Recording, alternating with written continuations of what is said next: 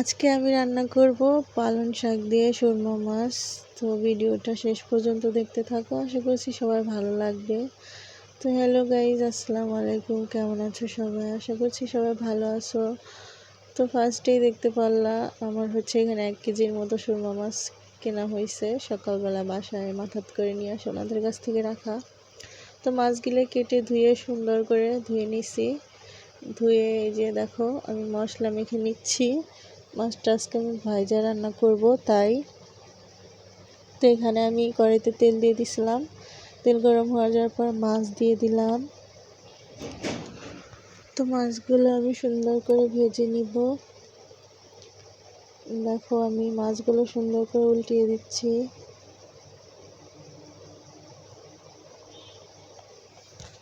তো এভাবে মাছগুলো উল্টিয়ে পাল্টিয়ে সুন্দর করে ভেজে নিতে হবে। আর এই মাছটা ভাজার সময় কীরকম যেন একটা উপরের চামড়াটা উঠে আসে। তো এইভাবে ভেজে তারপরে দেখো ফাইনালি আমার ভাজা শেষ। এখন আমি একটু বাটিতে তুলে নিব। তো এইভাবেই সবগুলো মাছ তুলে নিলাম। তুলে নেওয়া হয়ে গেলে এখানে আমি কড়াইতে আবার তেল দিয়ে দিব। তেল দিয়ে এখানে পেঁয়াজ কাঁচামরিচ এগুলো ছেড়ে দিব। তো এগুলো দিয়ে দিলাম। তো এখানে আমি একটু লবণ দিয়ে দিব, হলুদ দিয়ে দিব, মরিচের গুঁড়া, জিরার গুঁড়া, ধনিয়ার গুঁড়া দিয়ে সুন্দর করে এটাকে নেড়ে চেড়ে নিতে হবে।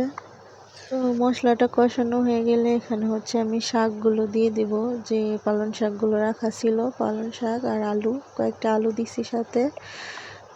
তো শুধু শাক কেমন জানি লাগে, তো সাথে আমি আলু দিলাম, কারণ আমাদের ঘরে আবার আলু সবাই পছন্দ করে। তো আলু দিয়ে নিছি। আলু দিয়ে এটাকে সুন্দর করে কষিয়ে নিতে হবে। এখানে পানি দেওয়ার দরকার নেই, কারণ শাক থেকে পানি এমনিতেই বের হয়। তো শাকগুলো দেওয়ার পর নেড়ে চেড়ে এটা ঢেকে দিতে হবে। তো মাছগুলো দেওয়ার পরে সুন্দর করে চেপে চেপে দিতে হবে, যাতে মশলাটা ভিতর পর্যন্ত যায়। মাছের মধ্যে মশলাটা না গেলে হবে। তো এভাবে চেপে চেপে দিতে হবে, ঠিক আমি যেভাবে দিচ্ছি। দিয়ে আর একটু ঢেকে রাখবো। একদম মাখা মাখা যখন হয়ে যাবে তখন নামিয়ে নিব।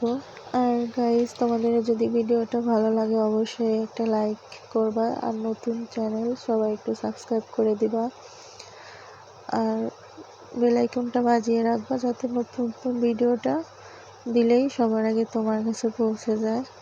আর আমার ভিডিওগুলো তোমাদের কাছে কেমন লাগে অবশ্যই কমেন্ট করে জানাবা। এখানে দেখো আমার তরকারি হয়ে গেছে। পালং শাক কিন্তু যে কোনোভাবেই যে কোনো মাছ দিয়ে রান্না করলে এমনিতেই ভালো লাগে। তো আমারটা দেখো কি সুন্দর একটা কালার আসছে। আর আমি কিন্তু ভয়েসটা পরে দিচ্ছি খাওয়ার পরে, কিন্তু রান্নাটা এক কথায় যেটাকে বলে অসাধারণ, একদম সত্যি কিন্তু অনেক টেস্ট হয়েছে। ভিডিওটা কেমন লাগলো অবশ্যই কমেন্ট করে জানাবা। ধন্যবাদ।